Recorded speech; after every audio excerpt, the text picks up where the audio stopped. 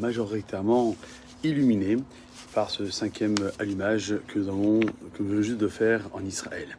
Et encore une petite réflexion sur ce que nous avons dit hier soir et les soirs précédents. Pourquoi nos Chachamim on dit que dans l'avenir, tous les jours de fête seront annulés, sauf Hanouka et Purim, qui ne seront jamais annulés.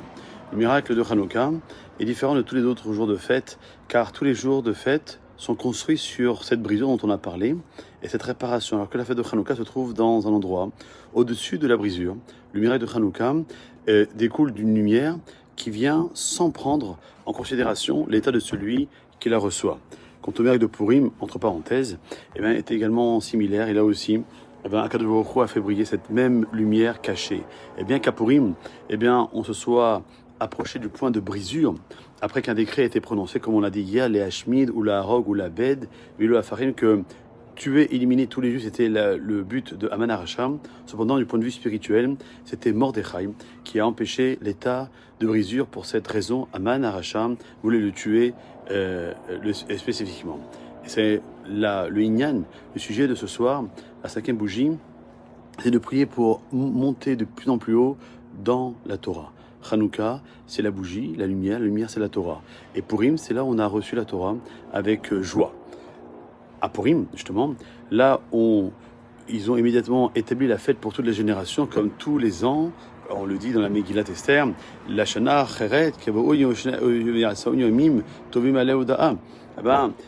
C'est marqué pour Hanouka qu'ils ont fixé des jours de festivité, de louange et de reconnaissance.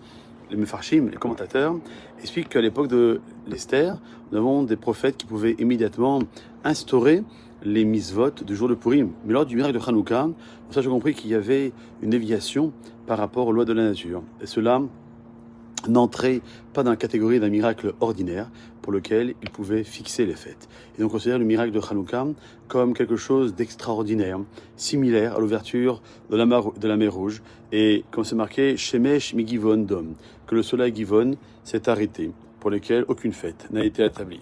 Même après l'ouverture de la mer Rouge, il y avait une situation de brisure, puisque c'est marqué au pharaon, écrivent que le pharaon s'est approché. C'était toujours un cas exceptionnel. De même, après le miracle de Hanouka, les sages ont compris que le peuple d'Israël se trouvait toujours dans le processus que de 6000 ans de réparation. Et cette lumière particulière n'appartenait pas simplement à l'être, c'était simplement une déviation unique pour ce moment. Et une fête ne peut être établie pour une telle occasion. Voilà le message que je voulais nous donner pour ce soir en vous souhaitant Hanouka Sameach Kol Tov.